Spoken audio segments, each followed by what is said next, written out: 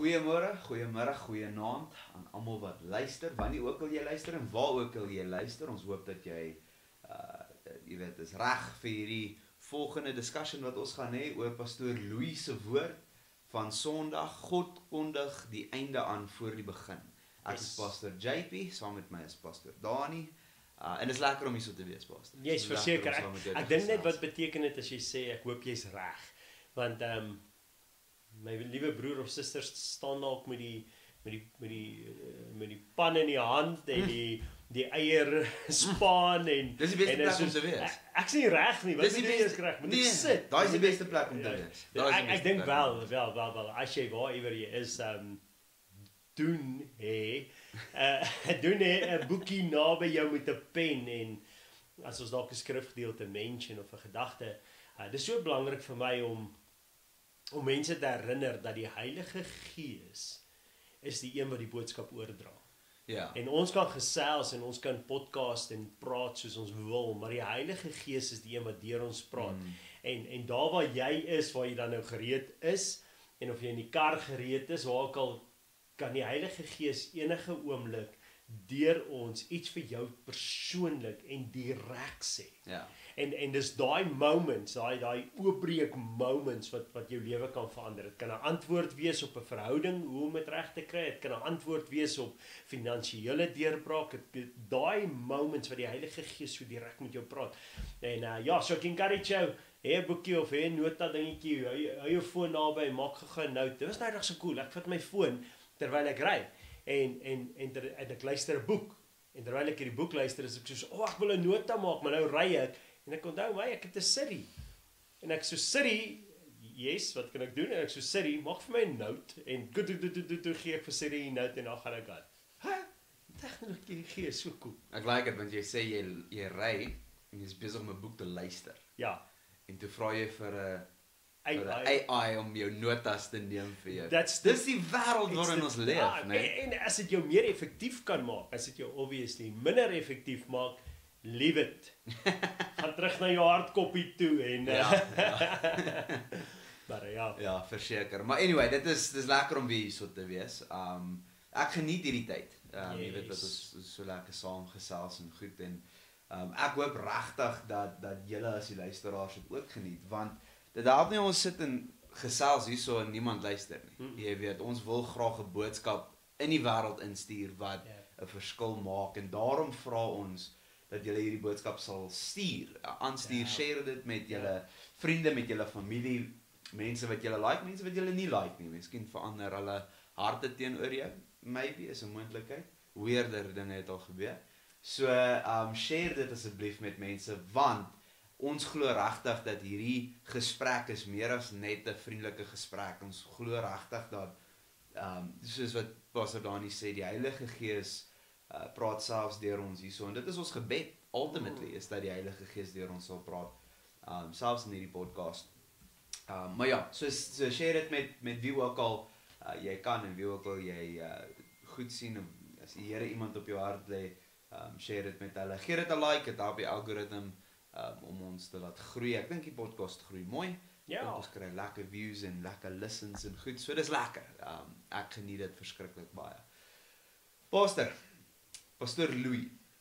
Ek sê altyd Pastor Louis het so 'n unieke styl van storie. Hy kan 'n storie vertel. Yes. Pastor Louis kan 'n storie vertel. Ek sit en ek het sy preek het ek geëdit en ek het dit op YouTube gelaai en ek sien toe dit is hier by 40 minute. En ek sit daar en ek kan nie dink dat dit 40 minute was nie. Dit het soos 20 minute gevoel. Jy weet, hy het begin en toe eindig hy en toe sê ek soos, maar is dit? Jy weet, en dit wys jou net, jy weet, sy die gifting wat die Here vir hom gegee het om dit te doen. Time flies when we're having fun. Time flies when we're having fun. Verseker, ja. Maar as julle dit nie gekyk het nie, wil ek julle aanraai, dit is op die YouTube channel, gaan kyk dit aan. Gaan kyk dit asseblief. Hy het gepraat oor God kondig die einde aan voor die begin. My vrou, dit sal elke Saterdag of wanneer ons gaan rugby kyk of sport kyk, sy hierdie vraag vra. Of sy statement maak en sy sê, ek weet wat die score is voor hulle begin speel. En dan sal die laaitjie soos ja, ek dink ek weet en dit gaan 12:05 wees en 3:06 wees en hierdie en dit maar ek ken nou die storie. So dan sê ek soos nee, ek gaan nie geld op hierdie een sit nie. En nie letterlik ek dobbel nie. Ek doen nie sulke goed nie. Is dit dobbel? Ek weet nie. Ek weet nie. Whatever. Podcast vir 'n ander tyd. Ja, ander tyd. Ja, doen ja. En dan sal hulle soos okay, maar ek weet. En dan sê hy soos nee, ek weet. Wat is die telling voor hulle begin? En dan eventually dan sal sy sê ek was reg en dan sê hulle so dit kan nie reg wees. Hoe weet maar wat die telling is? Sy sê is 0-0. En dan hulle het nog nie begin nie. So ek weet wat die telling voor hulle begin en hierdie is different. Dit is God weet nie net wat die telling voor ons begin nie. Hy weet ook wat die telling na die game verby is, voor die game begin. Hy weet presies hoe gaan dit eindig en hy het die storie geskryf. Ja, as ons dink aan die groot architect wat hy is en die detailed God wat hy is, die skepper wat hy regtig is en in beheer is en ons het al hierdie groot woorde, almagtig, alomwetend, omnipresent. Jy weet, al daai woorde vat en ons sit en ons dink aan, ons sit dit by mekaar en ons sê okay nou, kom ons skets nou. Kom ons sit nou by mekaar die persoon wat hier beskryf word. Dan kan jy nie anders as om weg te stap en sê wow. Ja. Hy moet weet. Ja. Hy weet. En dis amazing. Ja, ek dink jy weet toe Jesus op die aarde geloop het, terwyl hy nou so praat, toe het hy stories vertel. Ja. Jy weet en ek dink aan hierdie hele journey wat die skepping op is, jy weet. Ek wil dit 'n bietjie terugvat want ons praat altyd van my journey, jy weet, en jou journey, die journey waarop jy is, die journey waarop ek is. Maar kom ons vat dit 'n stapie terug en sê die journey van die skepping, jy weet, van die begin tot en met die einde toe was bepaal gewees. Jy weet toe God die aarde geskep het en gevorm het en die diere opgesit het en die plante geskep het en Adam en Eva in die tuin gesit het en toe hy die heelal geskep het in die manier wat hy geskep is. Toe was daar reeds 'n plan gewees met hierdie skepping. En ons het die voorreg om 'n klein stukkie van hierdie groter journey, hierdie groter storie van sy almag en van sy grootheid te sien en te beleef. Hier waar ons is, jy weet, van wanneer ook al jy gebore is tot wanneer jy tot sterwe kom is wat jy weet 80 jaar min of meer, jy weet in daai ballpark. 80 jaar versus as ons kyk 2000 jaar terug was Jesus op die aarde gewees. Jy weet 2000 jaar voordat Jesus op die aarde was Moses en Noag en baie mense daar gewees. 4000 jaar wat ook al. En dis deel van hierdie groot journey en God het alles beplan. En dan zoom ons in en sê ja, maar God het selfs 'n plan vir jou lewe. Ja. So nou sien ons die detail-oriented skepper wat ons dien. Is hy het 'n plan vir jou lewe. Hy het 'n doel vir jou lewe in hierdie kort tyd wat jy op die aarde is. Deel vorm van die skepingsverhaal. Is jy en jy het 'n doel in hierdie skepingsverhaal. Soveel so dat aan die einde ons het daaroor gepraat, gaan krone ontvang en rewards ontvang en al daai goed, maar jy gaan aan verantwoording doen vir die roeping wat God vir jou gegee het. Ja, jy weet, ek dink soms in hierdie hele pad wat ons stap, dan bly ons onsself separate van God se almag, alomwetendheid, omnipresentheid, van wie hy is, jy weet sy karaktereienskappe wat hom vorm wie hy is. Ons bly onsself separate van dit tot Sondag toe. Of tot vanaand toe. Of tot nou toe wanneer ek weer 'n tyd het om die Bybel te lees of wat ook. Ons bly dit doen as mens. En as jy my vra, dink ek dis een van ons praat van the sin of man of the nature of man. Ek dink een van ons groot personal flaws, ek kan nie sê flaws wat God geskaap het nie, maar personal flaws is die feit dat ons bly ons separate. Ons bly dink wat ons is in control. Jy weet, ons is in beheer. Ons het nou gebid vir antwoord, hy het my antwoord gegee, nou moet ek dit gaan doen. Instead of realizing he's on this journey with you, planning your ways, making it correct, he's going in front of you, he's coming from the back, he's covering you, hy is die hele tyd daar. En ek dink aan, terwyl jy praat, dink ek aan Jesaja 43, wat die profeet Jesaja na die volk toe kom, en wat die Here hom na die volk toe stuur, en sy pleit, wat ek in hierdie storie sien, is hoe God by Jesaja kom en vir hom sê, Jesaja, my mense verstaan iets nie. Ja, hulle weet ek is hierdie almagtige God. Hulle glo dit. Hulle het my werke gesien. Hulle weet hoe in beheer ek kan wees en wat ek kan doen en hulle besef ek het die heelal geskape en alles. Maar daar's iets wat hulle nie verstaan nie. En dan sê God vir Jesaja in Jesaja 43 vers 1 en sê, luister, so sê die Here wat jou geskep het. Luister, so sê God wat jou geskaap het. En daai skep is nie net jou geskaap en gelos het nie. Hy het jou geskaap, hy het jou doel geskaap, jou purpose geskaap. Toe God jou skaap het, toe skaap hy die plan reeds. Hy weet die einde nog voor hy die begin aangekondig het. Toe skaap hy reeds die gedagte van wat hy met jou wil doen, wat hy wil doen. Hy sê wat jou gevorm het.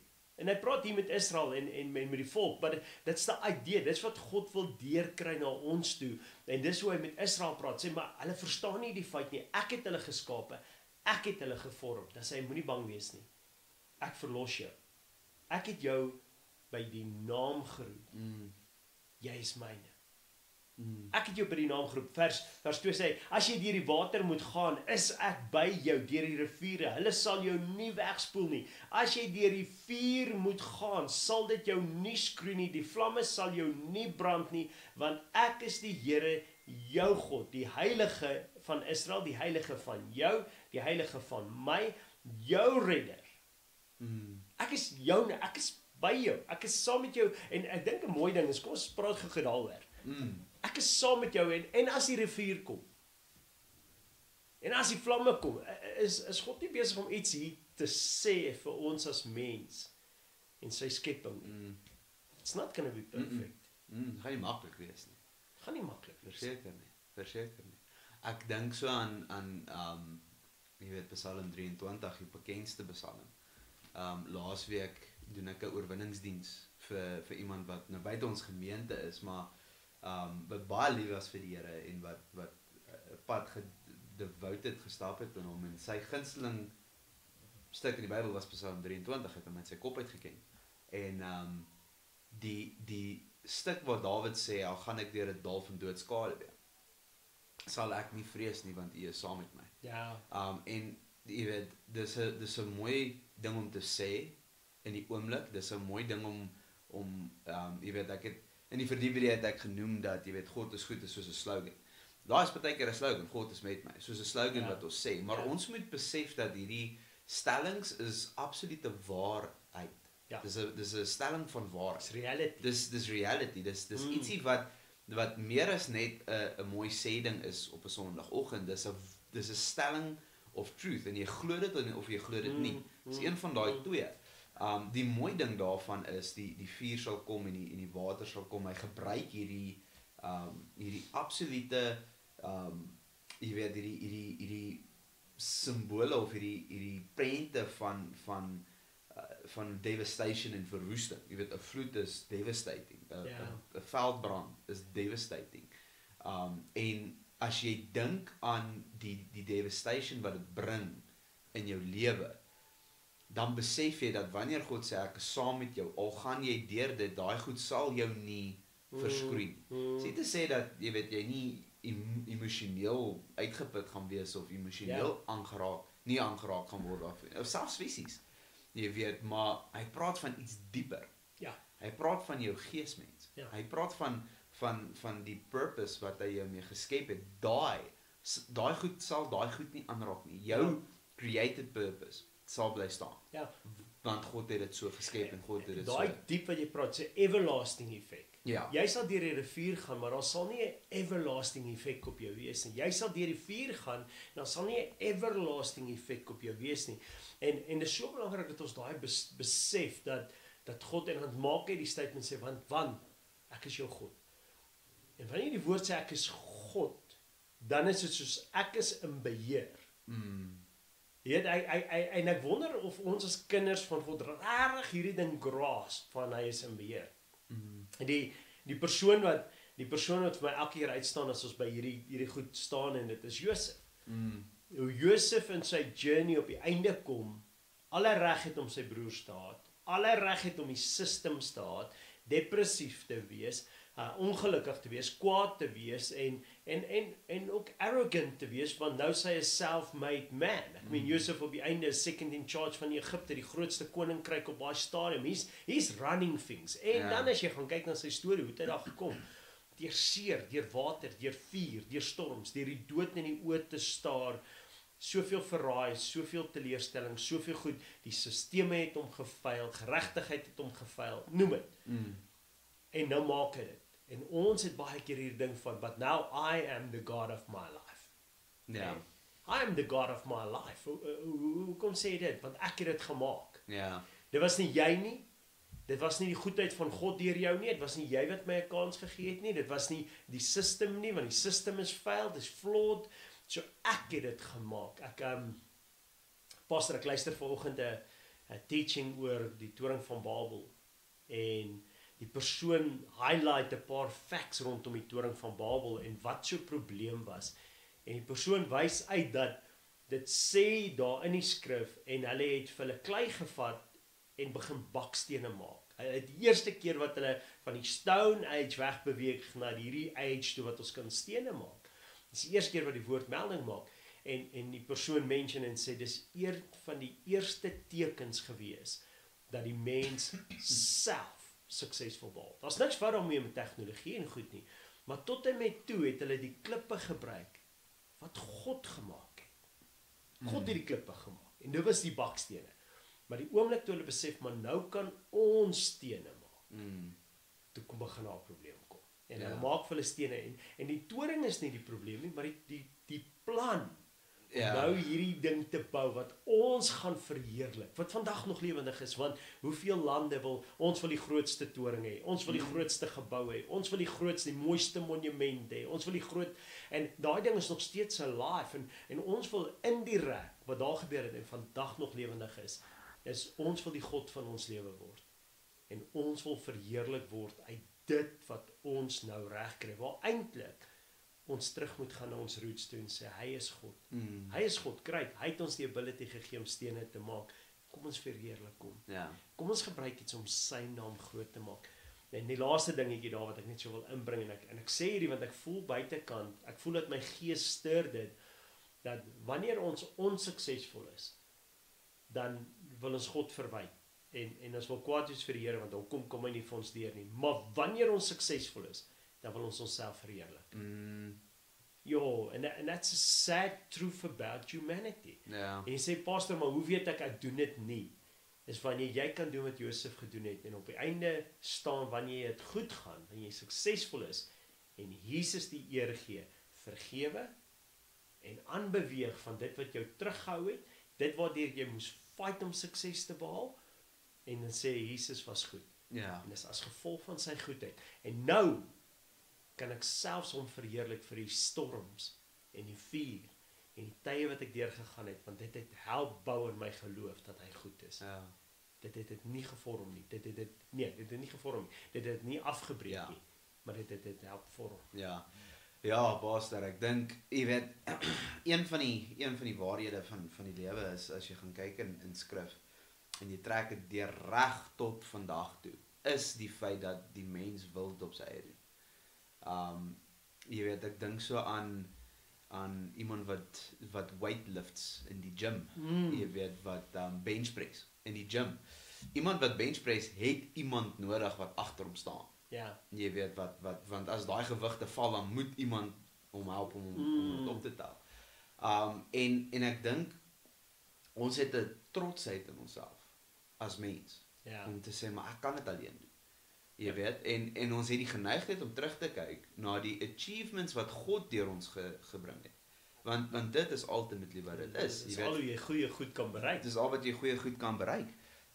Efesiërs 2:10 sê dit vir ons. So, ons kyk terug na die achievements wat God bereik het, and we attribute the achievements of God to ourselves.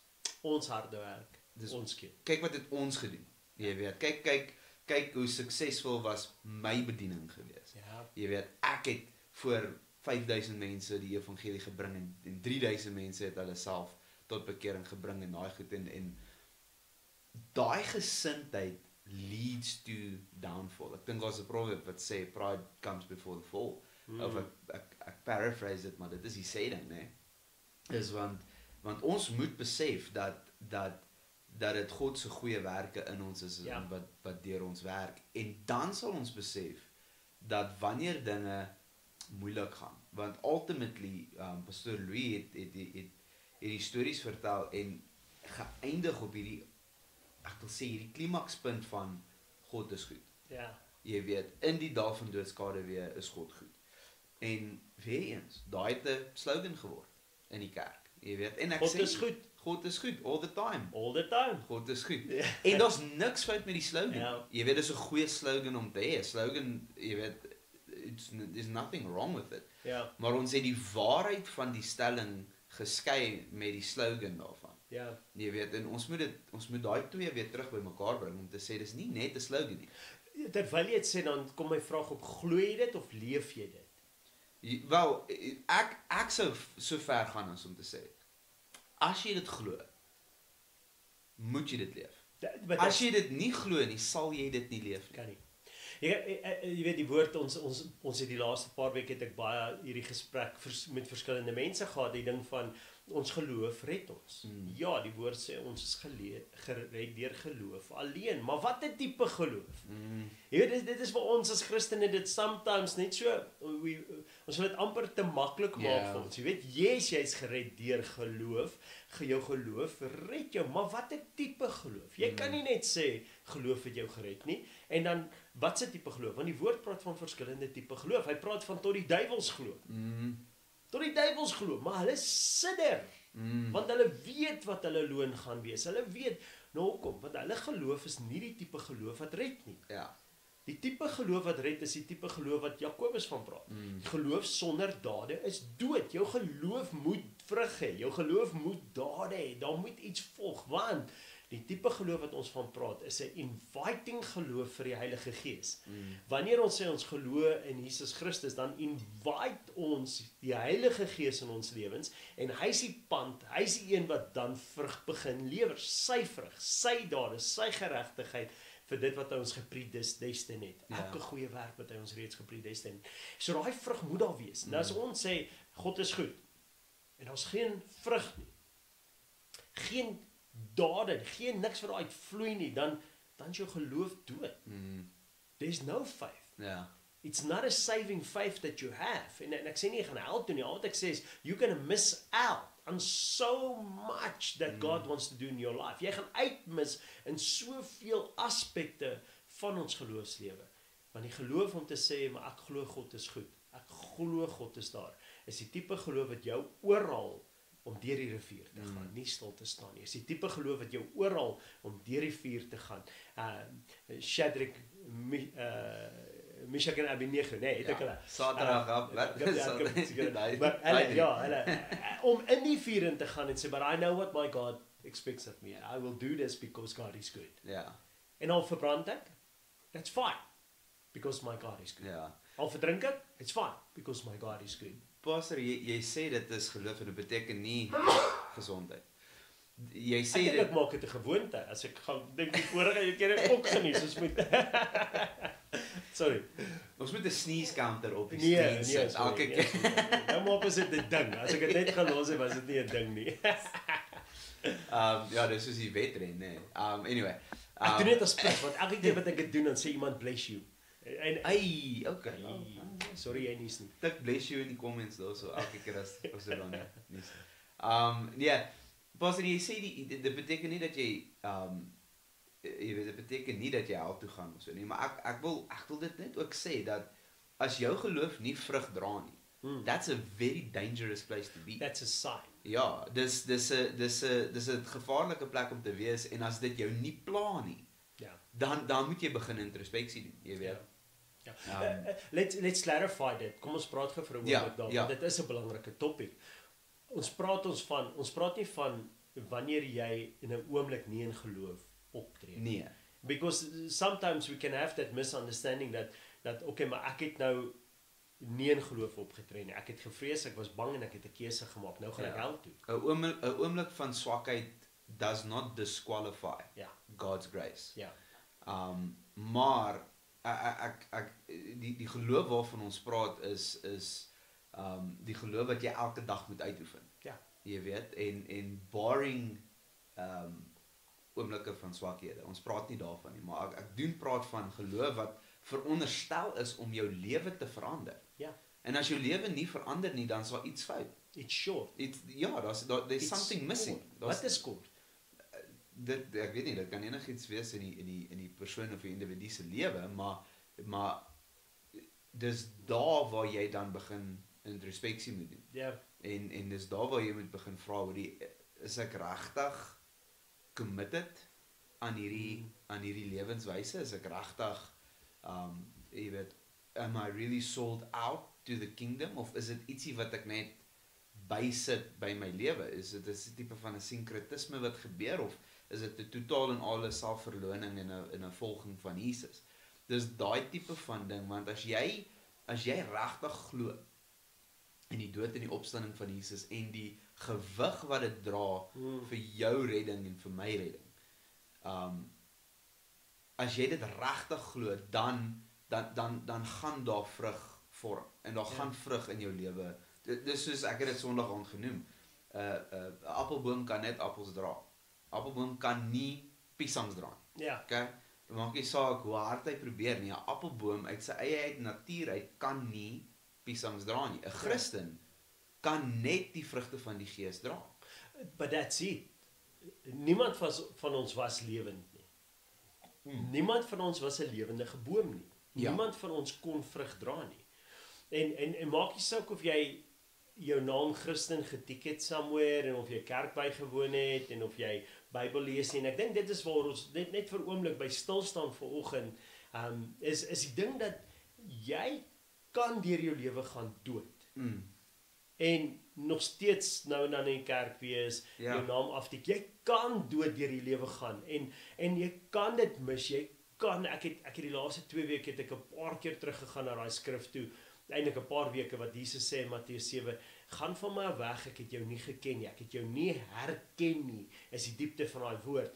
En almal van ons was daar.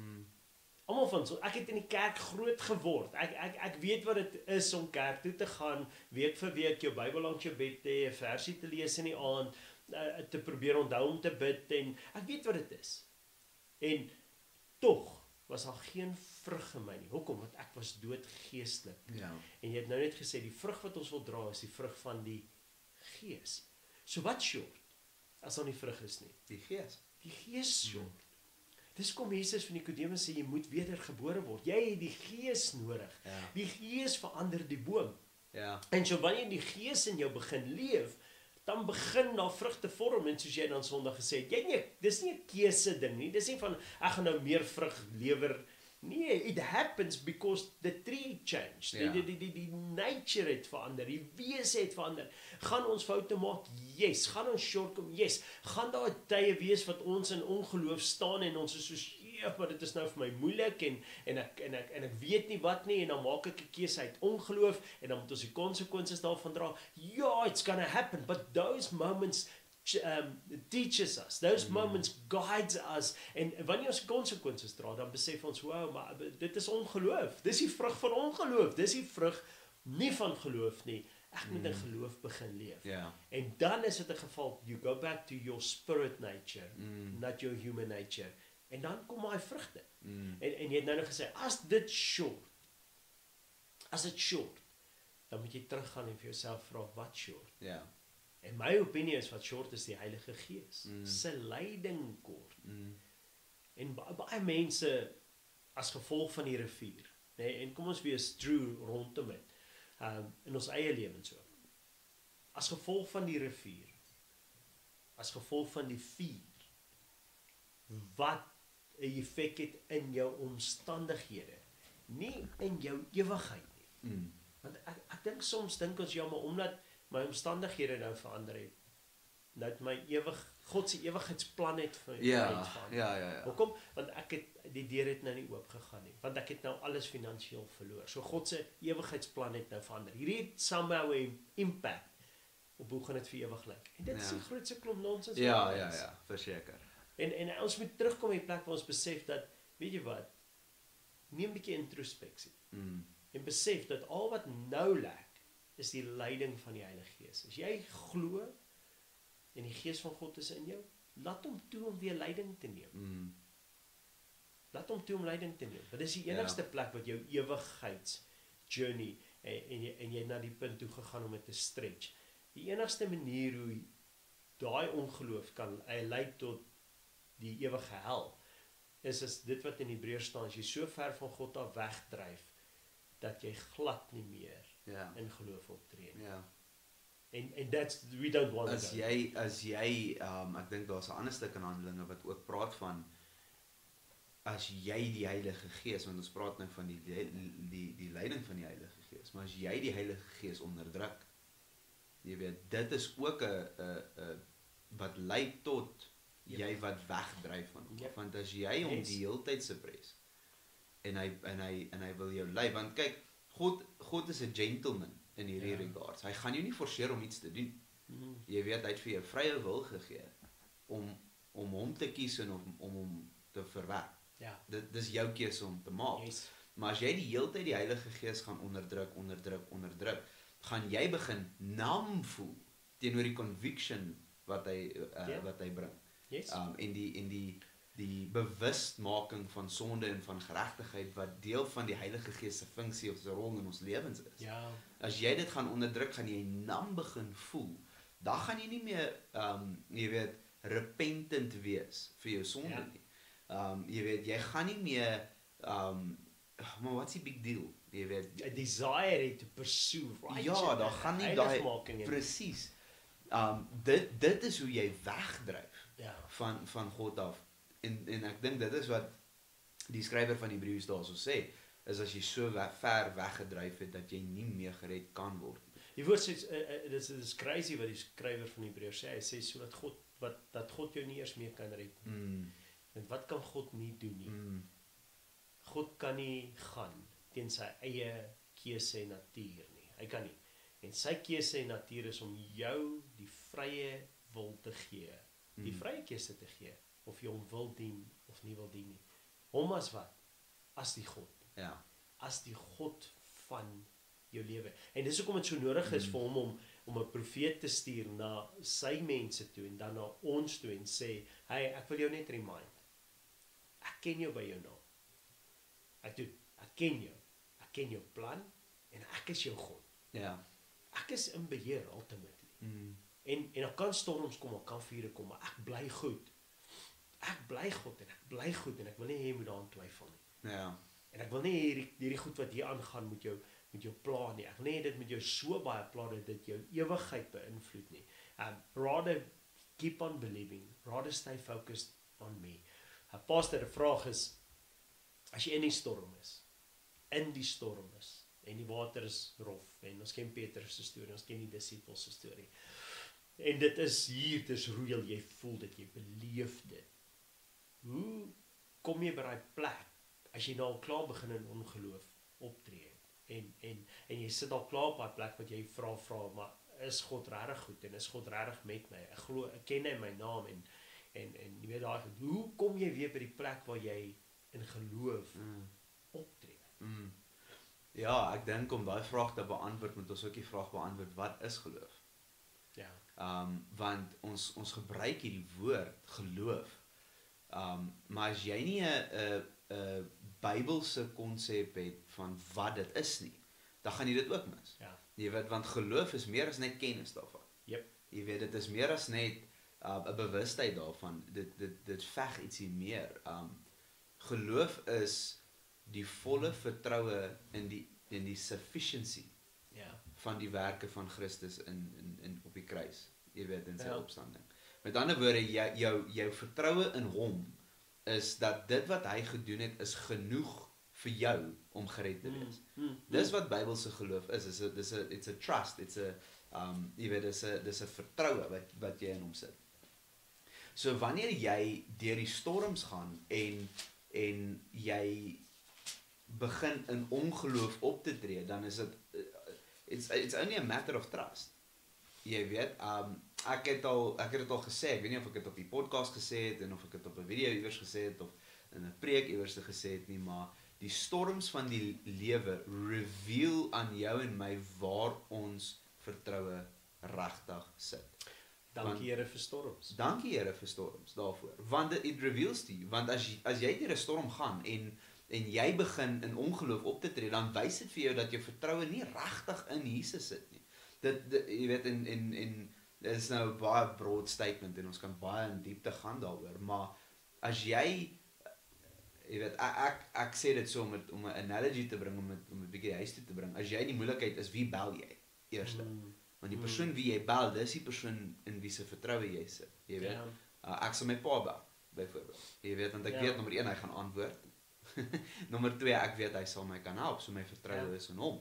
Wanneer jy in die storms is en jy bel iemand anders behalwe vir Jesus, dan moet dit vir jou 'n indikasie gee om te sê ek vertrou Jesus wanneer dit goed gaan. En dis goed, jy moet. Maar die storm wys vir jou dan, jou vertroue is nie waar dit moet wees nie. Dit openbaar. Ja. Dit openbaar. Ek dink die skrif het sê dat some trust in chariots and some trust in horses, but I will trust in the Lord. En dit beteken nie dat ons nie chariots en horses gebruik nie. Dit beteken nie dat God dit nie gebruik in ons lewens nie. But I will trust in the Lord. I will put my trust in God first. And ultimately, whatever hy dan wil gebruik is fine. Whatever hy dan wil hê ek moet doen is fine. But he's the source of everything. En hoekom? Because he's good. Because I believe he's good. Maar jy weet, die ding is, jy gaan nie op God bel, te bid. Jy gaan nie God bel, jy gaan nie na hom toe uitreik as jy twyfel of hy goed is nie. Jy gaan nie uitskree na Jesus toe as jy twyfel of hy in daai oomblik na jou luister nie. Of hy jou naam ken nie. Jy gaan nie, hoekom sal jy dit doen? Ek sal liewers die een bel wat ek weet my nou sal antwoord. En jy gaan nie, want jy glo dit dalk nie. Jy glo, want jy twyfel, en twyfel is antithetical teenoor geloof. Dit is die teenoorgestelde. Want jy weet, as ek twyfel in die veiligheid van my kar se brieke, dan gaan ek nie met hom rondry nie. Jy weet, maar ek het vertroue dat my kar se brieke gaan werk as ek die briek trek. Jy weet. Nou dis 'n aardse ding en partykeer brakes do fail en partykeer is jou vertroue in aardse dinge jy weet valse vertroue, wat ook al jy dit wil noem. Maar die verskil kom in presies dit is jou conviction van so 'n aard dat God goed is, of verander jou conviction soos wat jou omstandighede verander? Sure. Pastor, dit is eintlik baie mooi wat ons oor praat vanoggend, en ek sal so graag wil hê die luisteraars moet die boodskap kry, dat daai ongeloof moments wat dan vir ons reveal waar ons vyf eintlik is nie God se manier en deel van sy beplanning om jou sleg te sê en af te breek nie. Dit vorm deel van die journey om my en jou weer naby aan hom te kry. Dis 'n herinnering that we are human and that the world is broken and that we need him. We need a God that's outside of this system to help us through this system. En dis 'n herinnering, dis eintlik so beautiful ding wanneer ons dan die rivier of die storms gaan. Dis eintlik so mooi ding wanneer jou geloof wankel. Want dan kan jy nederig genoeg wees om te sê, hey, ek het gewankel.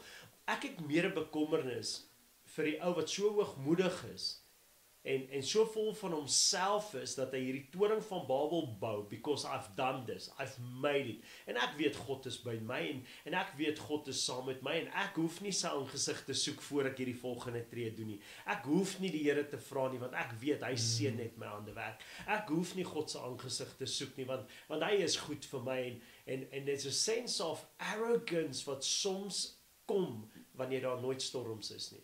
En nooit vuur is nie, en nooit moments van struikel is nie, en dit laat my dink aan die mooi gedeelte. Die human nature is nie net sleg nie. Die human nature is good. En God het dit geskaap, hy het ons as mens gemaak.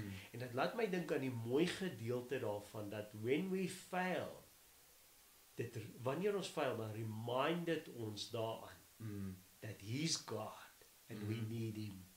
En ek wil die luisteraar encourage met dit, moenie laat vanoggend se boodskap enigstens jou daar in skuld laat sit, of in guilt laat sit, in shame laat sit van, ek tree soveel keer 'n ongeloof op nie, ek maak soveel keer 'n fout, selfs hier waar ek sit twyfel ek nie. Nee, sien hierdie as 'n mooi ding, om te sê, hey, jou new human nature is besig om aan jou te reveal dat jy human is, and that he is God, and you need him.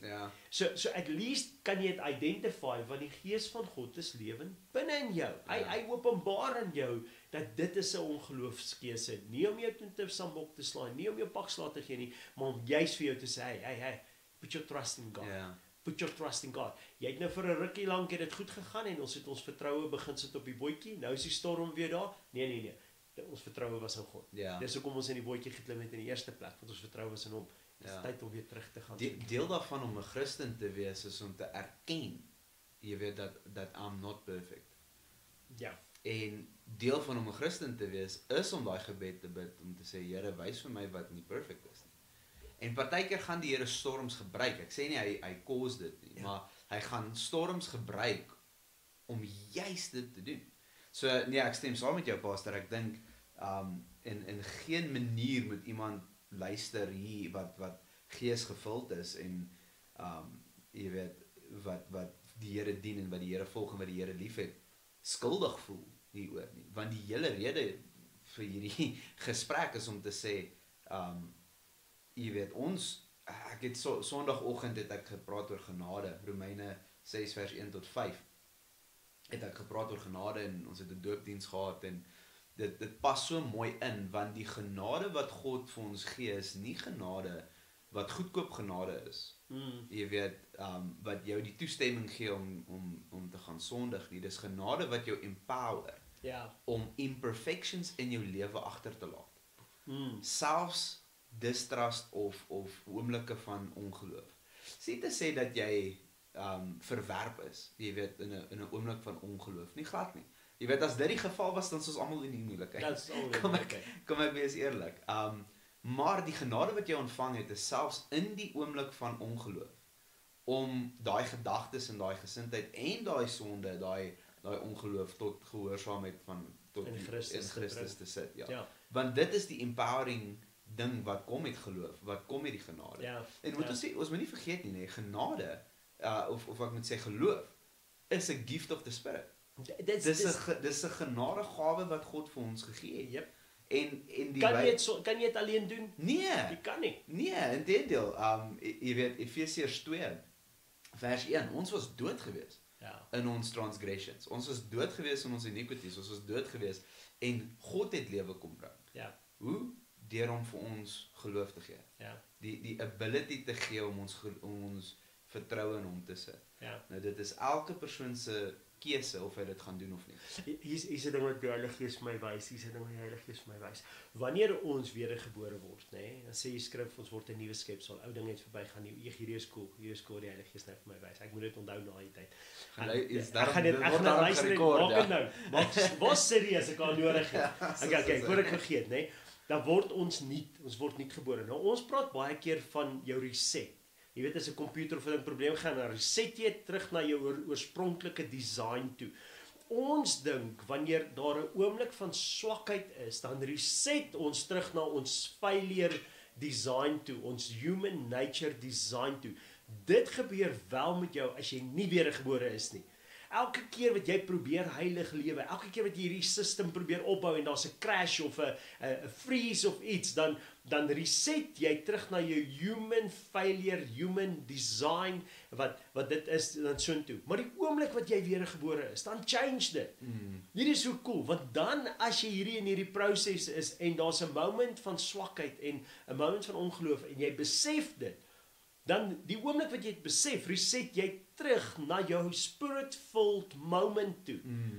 Die sonde wat ons nou beleef en die moments van swakheid wat ons nou beleef, is nie 'n ding wat okay, nou het jy teruggeval. Yeah. Nee, that's not the truth. It's a bug in the system. It's a bug in the system and we're going to get this bug out and we're going to keep on building new systems, sit nuwe hardware in, sit nuwe skrif in, sit nuwe goed in, because die enigste reset wat ons het is terug by Jesus se voete. Yeah. And I will reward those who diligently seek me in this process. Ons reset, wanneer jy repent dan, wanneer jy repent, wanneer jy reset, en ek dink dit is so belangrik om dit te sê, ek dink ons moet reset.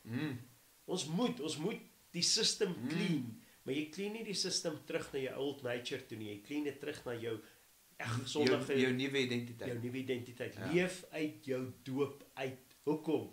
Want as daar 'n system bak kom en reset jy terug na jou nuwe identiteit. Ja. Jy is 'n wedergebore, geesgevulde kind van God. Ja. Wat 'n bak, wat 'n struikel.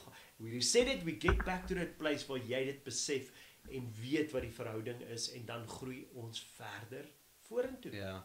Ek bedoel Paulus sê dit, die ou dinge het verbygegaan. Yep. So hoe kan jy terug reset na dit toe? Dis weg. Dis nie meer daar nie.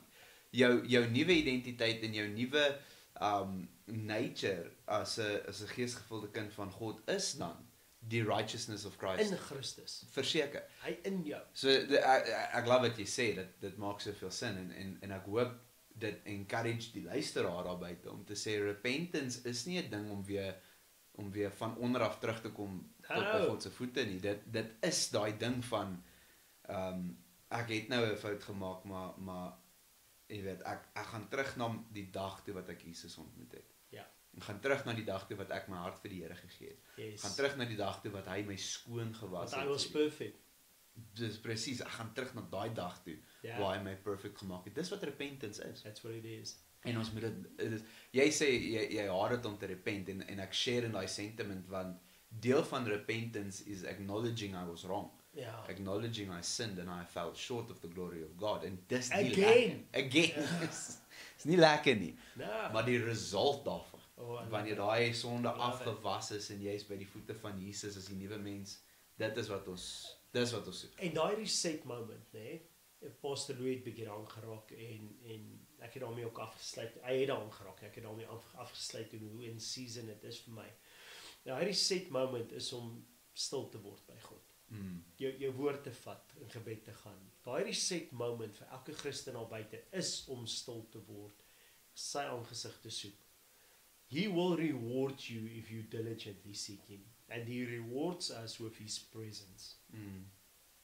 Pastor, ek kan nie imagine my geloofslewe sonder die teenwoordigheid van God nie, sonder die Jesus belewenis nie. Iemand het my eendag probeer beledig en sê ons is 'n voel goed kerk. En ek soos, what do you mean?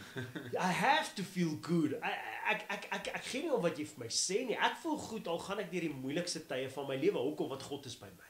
Ek voel goed al is my verhoudings in watse situasie, voel ek goed want ek beleef hom. En as ek hom nie beleef nie, dan hoe kan ek goed voel? Dan kan ek nie. But if I experience God, if I have an encounter with God, dan natuurlik gaan ek goed voel. Dis hy wat my life change. En as daai encounter met die Heilige Gees, onthou nou, die Heilige Gees het 'n werk. En 'n Godgegewe werk. Hy het 'n purpose, hy het 'n doel en sy werk is heel eers om Christus aan ons te openbaar. Waar? Nou, hier in my gemors, in die storm. Hulle sien Jesus op die water loop. Daar's 'n spook. Nee, die Heilige Gees. Nee, dit is nie 'n spookie, dit is Jesus wat jy daar sien. Petrus, die storm, die golwe is te groot, ek gaan vuil. Nee, Petrus, Jesus is hier by jou, steek uit jou hand, hy is hier om jou te help. Die Heilige Gees is konstant besig om vir ons clarity te gee, 'n bewustheid te gee van Jesus se teenwoordigheid hier by ons. Dis 'n belewenis en ek gee nie om wat iemand anders sê nie, dit maak my goed voel. Dit maak my goed voel om te luister na boodskappe soos hierdie en te besef dat wow, I'm not condemned, I'm called to him. Wanneer die Heilige Gees vir my sonde uitwys, dan is dit nie 'n condemnation nie, dis 'n terugroep na my perfection toe in Christus. En dit voel goed. Yeah. Dit voel goed om te weet, hy is so lief vir my dat hy my sal red. Dit voel goed om te weet dat hy my so lief het, dat hy my nie sal los om weg te dryf van hom af nie, maar my konstant sal herinner, it feels good. Dis crazy, Pastor, want ons hele podcast basically het gegaan oor die die soeke na righteousness en repentance en om terug te draai van jou sonde af na God toe en om jou sonde jy weet die woord sê jy moet depart from your sin. Ja. En ons het die hele tyd daaroor gepraat en gewoonlik jy weet in evangelical circles is daai 'n moeilike boodskap om te hoor. Maar ek sit en dink soos wat jy praat, ek weet nie hoekom nie. Ek weet nie hoekom is dit 'n moeilike boodskap om te hoor nie. Ja, dis nie lekker om te hoor, jy weet ek het weer gefaal nie. Ja. It's not nice, maar die consequences daarvan is nie condemnation nie. Dit is die punt wat ons moet emphasize. Die result van ek wat gaan repent voor God is nie condemnation nie. Nee. It is acceptance and it's forgiveness and it is grace, the grace of God. Humble yourself before God and He will heal your lands. Dis wat jy sê is humbling yourself before God. It's that grace. It's love. Om voor hom te kan kom en sê, but I humble myself. Ja. And I pursue your presence. I accept my human nature. Kom ons sê dit so. I accept my flaws, my failures. Ek accept wat ek gedoen het. But I also realize that I need you. Sure. Ja, dis 'n mind-bending gedagte. Ja. As jy regtig stil sit en dink daaroor. Jy weet ek wil terugkom by die stelling. Ek sien het jy 'n skrif wat jy wil lees voordat ek die 110 skrifte deur my kop soos ons praat. Ek dink ons is al hier verby, maar Hebreërs 11 vers 1 om te glo is om seker te wees van die dinge wat ons hoop, om oortuig te wees van die dinge wat ons nie sien nie. Ja. Dit is immers vanweë hulle geloof dat die mense wat van die ou tyd hulle getuienis ontvang het. Dis om seker te wees, om oortuig te wees. Al sien jy dit nie. Conviction. Conviction te en die tema is God is of die subtema is God is goed. En hy het klaar die einde aangekondig, die einde is goed. Jou einde is goed. Jy gaan deur hierdie goed. Jy het weer gefaal. Jy luister hierna en jy's raadop met jouself. Jy luister hierna omdat God goed is. Jy luister hierna en jy voel soos jy voel omdat God goed is. Jy en dis 'n call vanoggend na jou toe om te sê, hey, wow.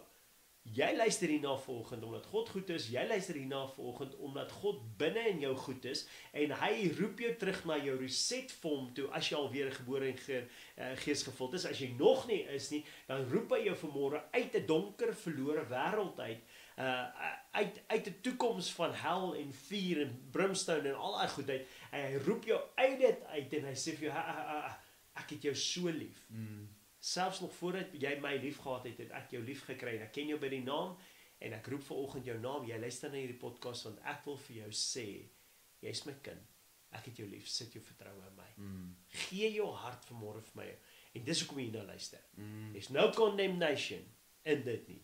Ja. There's no condemnation in dit nie. Dit is 'n call to his love. Romeine 8 vers 1. There is now therefore no condemnation for those who are in Christ Jesus. Amen. Ek dink ons kan afsluit daar. Ek weet nie regtig hoe om hierdie boodskap beter af te sluit as dit nie, om te sê as jy in Christus is en jy het jou geloof en jou vertroue in die sufficiency van sy werk aan die kruis gesit en jy dien hom. Jesus sê as jy my wil volg, moet jy jou kruis opneem, jy moet jouself verloon en volg. As jy dit gedoen het en jy vind jouself in 'n oomblik van ongeloof, jy vind jouself in 'n oomblik van swakheid, of jy het 'n bietjie van die pad af gewandel en jy voel so ver van God. Ek weet ons baie mense wat so voel. Ja. Hy roep jou terug soos Pastor Dani gesê het, om terug te kom by die oomblik wat jy jou hart vir die Here gegee het, which is total perfection. Ja. And the righteousness of God in Christ Jesus. Yes. Dis waartoe hy jou. Yes. Nie om penance te doen, wat ook al. Hy roep jou om te repent en om terug te kom daar waar hy jou wil hê. En om die storms van die lewe aan te durf en aan te face, te weet dat jy weet Sadrag, Meshach en Abednego, daai mense kom na die koning toe en sê ons God sal ons red en al doen hy nie, sal ons nog steeds nie voor jou buig nie. Daai gesindheid aan te neem om te sê ek gaan my God dien in hierdie storm. En al kom ek nie lewendig uit. Nommer 1, Christus se belofte aan Martha en Maria was, al sterf ons sal ons nooit sterf nie. Ja. Jy weet, ons sal vir ewig leef. So jy weet, die dood kan my nie dreig nie. Ek is jammer om dit te sê. Die lewe is Christus, om te sterwe is 'n wins. Dood, waar is jou angel? Jy weet, al die skrifte kan ons nou opnoem. Maar om te sê, ek gaan nog steeds die Here dien, ek gaan nog steeds doen wat hy wil hê ek moet doen, ek gaan nog steeds righteousness pursue, ek gaan nog steeds aangaan, ek gaan nog steeds my vertroue in dit sit. I'm not going to falter, I'm not going to the left, I'm not going to the right. En as ek val, I'm going to pick myself up, I'm going to repent, I'm going to return to the King, en ek gaan dit aangaan. Pastor, die vraag kom by my op, hoekom sal ek dit doen? Hoekom sal ek volgende na luister en ek het so ver van die Here af weggedwaal en hoekom sal ek vanoggend weer besluit om aan te hou met die fight? En weet ek het dalk weer 'n huwelikprobleem gegaan, dalk 'n egskeiding, ek sit alleen. Hoekom sal ek volgende weer probeer? Hoekom sal ek weer opstaan? Hoekom sal ek na die seer die lewe weer aanpak? Hoekom sal ek uit hierdie gat uitkom? Hoekom sal ek dit doen? En die antwoord is, want God is goed. Ja. Want sy is goed. Ja. En deel van sy goedheid is die uiteinde van jou lewensplan, ken hy, as jy hom sou aangryp. Amen. As jy hom sou dien, as jy vanoggend die keuse sal maak, en sê, ten spyte van my failures, ten spyte van my kortkoming, ten spyte van my teleurstellings, want baie keer voel ons, ek verdien nie hierdie nie. Gaan lees die psalms, gaan kyk hoeveel keer sê Dawid, ek verdien nie hierdie nie. Job, ek verdien nie hierdie nie. Maar God is goed. En hy sal vir jou deurkom, dis 'n belofte wat ek met 'n gemak maak. Hy is lief vir jou, hy is goed vir jou, en hy het 'n ewigheidsplan vir jou uitgelê. Kom terug na hom toe. Kom terug na hom toe, kom dien hierdie goeie God saam met ons. Amen. Dankie, Pastor. Dankie.